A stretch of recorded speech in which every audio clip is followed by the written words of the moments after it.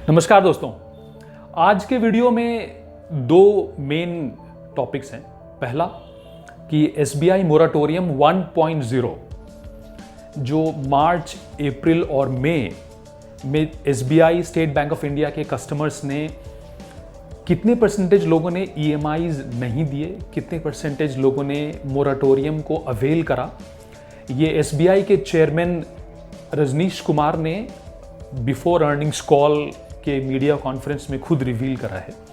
तो उसके कुछ स्टेटिस्टिकल नंबर्स हैं जो मोराटोरियम के हाई इंटरेस्ट रेट को बहुत एक्सप्लिसिटली दिखाता है कि हाई इंटरेस्ट रेट के कारण ऑब्वियसली पब्लिक इंडियंस ने इसे एक्सेप्ट नहीं करा है और लोगों ने अपनी ईएमआईज जितनी उनकी कैपेसिटी है उन्होंने पे ऑफ करा है और हाई इंटरेस्ट रेट पे रिस्क नहीं लिया है। और दूसरा एस्पेक्ट है कि मेरे कॉलीग मलिक टेक ने एक स्टोरी करी है और मुझे वो दो तीन काफ़ी इंटरेस्टिंग क्वेश्चंस लगे, तो चलिए शुरू किया जाए।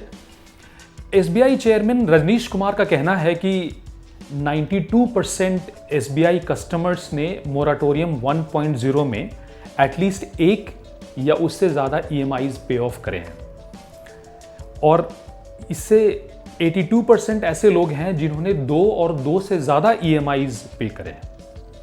सिर्फ 22%, प्रिसाइजली 21.8% ऐसे लोग हैं जिन्होंने मोराटोरियम को अवेल करा हुआ है और सिर्फ 13% लोग ऐसे हैं जिन्होंने इन 3 महीनों में एक भी ईएमआईज पे ऑफ नहीं करा है।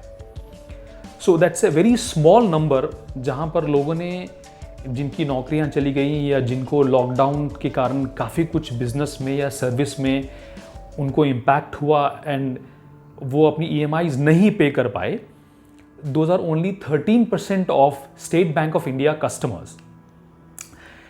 एसबीआई के अपने कॉर्पोरेट कस्टमर्स में सिर्फ 13% ऐसे कॉर्पोरेट कस्टमर्स हैं जिन्होंने अपने इंस्टॉलमेंट्स पे ऑफ नहीं करे हैं। Non banking financial companies NBFCs, examples Bajaj finance, Muthoot finance, Manappuram gold, ये सब सारे नॉन बैंकिंग फाइनेंशियल कंपनीज हैं। इनमें भी 13% ऐसे कंपनीज हैं जिन्होंने अपने इंस्टॉलमेंट्स या ईएमआईज पे नहीं करे, which is 16 out of A total of 117। मतलब एक छोटा नंबर जो कि बहुत ज़्यादा सिग्निफिकेंट नहीं है। खुद रजनीश कुमार कह रहे हैं कि the amount is very very insignificant and क्योंकि इंटरेस्ट चार्जेस ज़्यादा हैं इसलिए ऑब्वियसली जिसके पास भी थोड़ी बहुत कैपेसिटी होगी वो इतने ज़्यादा हाई इंटरेस्ट रेट से विच इज़ 36 to 42% वो अपनी ईएमआईज नहीं रोकेगा, वो उसको पे ऑफ करता चला जाएगा ताकि पेनल्टी 3 महीने के बाद जो उसे भरनी पड़े वो ज़्यादा मतलब इम्पैक्टफुल ना हो। और उनका ये भी कहना है कि अभी इस टाइम पे जब मोराटोरियम 2.0 इम्प्लीमेंट हो रहा है हमारे बैंकिंग सिस्टम में, ये फाइनल फिगर्स कुछ भी कहना एक गेसवर्क होगा क्योंकि अभी और 3 महीने का डेटा, मार्च, अप्रैल, मई का डेटा हमारे पास आ चुका है मोराटोरियम 1.0 का। जून, जुलाई और अगस्त का डेटा मोराटोरियम 2.0 का आना बाकी है, विच विल, जो कि एक टोटलिटी में एक फिगर आपको देगा कि कितने भारतीयों ने मोराटोरियम अपनी ईएमआईज को डेफर करा है और मोराटोरियम का फ़ायदा लिया है और उनको अब हाई इंटरेस्ट रेट्स देने पड़ेंगे at the end of the 6 months period of moratorium 1 and 2। तो ये these figures will evolve as moratorium 2.0 concludes on the 31st of August 2020। तो एक पूरा एग्रीगेट डेटा आएगा। ये तो पहला हिस्सा हो गया कि एसबीआई जो सबसे बड़ी बैंकिंग सेक्टर में कंपनी है उसके ये फिगर्स हैं और ये दिखाता है कि हमारे देश के लोग जागरूक हैं और उन्होंने हाई इंटरेस्ट चार्जेस को ना चूज़ करते हुए जिनको मजबूरी थी उन्होंने मोराटोरियम अवेल किया, जिनको नहीं थी वो अपनी ईएमआईज वो पे ऑफ करते चले गए। और एक बहुत ही स्मॉल सिग्निफिकेंट नंबर है, इनसिग्निफिकेंट नंबर है 13% who have not paid any of their EMIs और अब वो मोराटोरियम अवेल करके इधर वो 1 के बाद पे ऑफ करेंगे या 2 खत्म होने के बाद वो पे ऑफ करेंगे। with very high interest charges. The second aspect of the video is that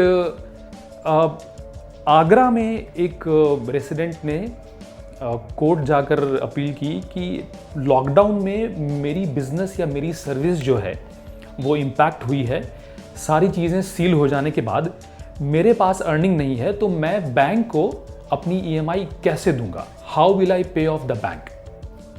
उन्होंने एक लॉयर के द्वारा अपील करी और कोर्ट ऑफ लॉ ने फिर RBI से ओपिनियन मांगा। RBI ने कहा कि बैंकिंग सेक्टर का मेन इनकम इंटरेस्ट इनकम होता है। जो इंटरेस्ट वो आपके और हमारे जैसे लोन पे बनाती है बैंक, वो उनका मेन इनकम होता है। अगर इंटरेस्ट इनकम को, EMIs को अगर रोक दिया जाए तो इंडिया के बैंकिंग सेक्टर के लिए 2 लाख करोड़ का नुकसान हो सकता है, जो बैंकिंग सेक्टर को जेपर्डाइज कर सकती है, उसको क्रिपल कर सकती है। तो फिर लॉयर ने ये आर्ग्यू करा कि क्या किसी भारतीय का वेलफेयर किसी बैंक के मुनाफे से कम आंका जाता है हमारे देश में? क्या बैंक का मुनाफा सर्वोपरि है और जो आदमी जिसके पास कमाई नहीं है वो कहाँ से EMIs भरेगा? इस पे भी RBI ने सिर्फ इतना कहा है कि हम इतने बड़े स्केल पे चीज़ों को डेफर कर सकते हैं without impacting the score, the credit score of individuals, but we can not waive off EMIs, क्योंकि वो हमारी पूरी बैंकिंग सिस्टम को ख़राब करके रख देगी। तो ये 2 अलग अलग एस्पेक्ट्स हैं इस वीडियो के, और ये दिखाता है कि बैंकिंग सेक्टर के लिए इंटरेस्ट इनकम उतना ही ज़रूरी है। हम EMIs को डेफर कर सकते हैं, उनको वेव ऑफ नहीं कर सकते हैं, और ये एक बहुत बड़ा इम्पैक्ट बैंकिंग सेक्टर के लिए हो सकता है। Concluding my video, I hope you are taking good care of your EMI payments and you are paying them on time if there are no financial constraints on your job. Please continue to do so, and I'll see you in my next video. Thank you so much for taking out time to watch this. Thank you.